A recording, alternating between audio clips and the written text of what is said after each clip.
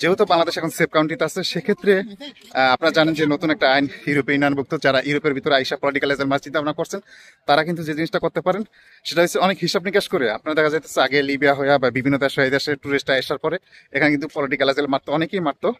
ওয়ালাইকুম সবাইকে, let's go show আগে স্বাগতম। কে কেমন আছেন?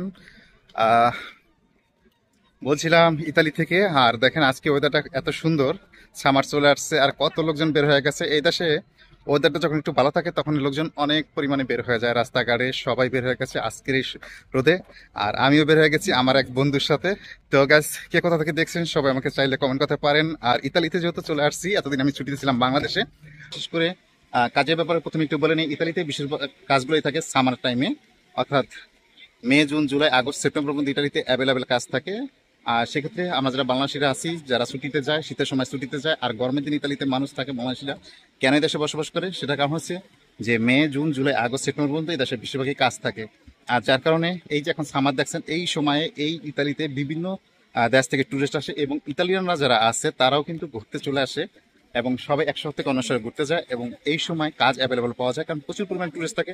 ইভেন ইতালিয়ানরা ঘোরাঘুরি করে এবং বিভিন্ন টুরিস্ট এরিয়াতে তারা যায় এবং তারা ওখানে খাওয়া দাওয়া করে। যার কারণে ইতালিতে এই সময়টা May June July August September পর্যন্ত কাজ অ্যাভেলেবেল থাকে।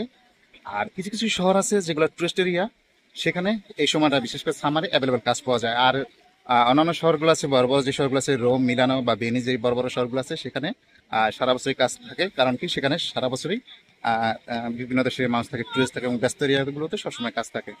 আর বিশেষ করে আমি যে শহরে থাকি, যে শহরটা এখন আপনারা দেখছেন ভিডিওতে, এই শহরগুলোতে সামারের সময় অর্থাৎ গরমের সিজনে এই সময় কাজ অ্যাভেলেবেল থাকে। বিশেষ করে রেস্টুরেন্টে যারা কাজ করতে চায় তাদের জন্য কাজ অ্যাভেলেবেল।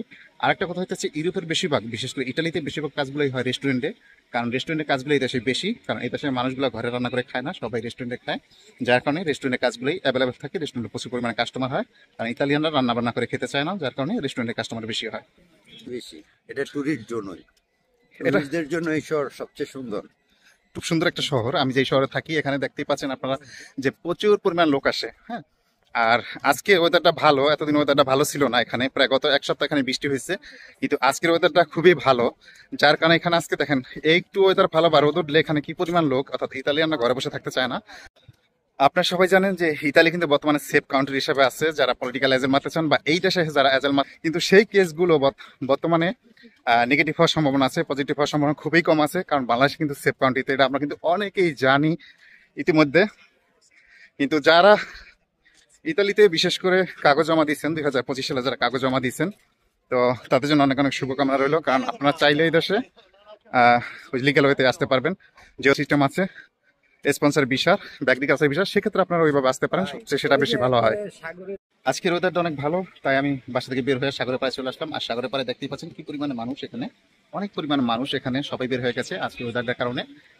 অনেকদিন পর আজকে রোদ উঠছে, গত এক সপ্তাহ ইটালিতে বৃষ্টি ছিল, যার কারণে কিন্তু আজকে ওয়েদারটা অনেক ভালো। আর যার কারণে মানুষ দেখেন একবার পুরো সাগর জুড়েই, অর্থাৎ সাগরে যে বালি আছে সেই বালির ভিতরে সবাই আসলে ওখানে রেস্ট নিচ্ছে, খাওয়া দাওয়া করছে, সবাই খেলাধুলা করতেছে। তো ইটালির ওয়েদার গুলো ভালোতে দিনেই এই দেশে বিশেষ করে রেস্টুরেন্টে প্রচুর পরিমাণ লোক হয় আর কাজ থাকে ভালো। আর এখন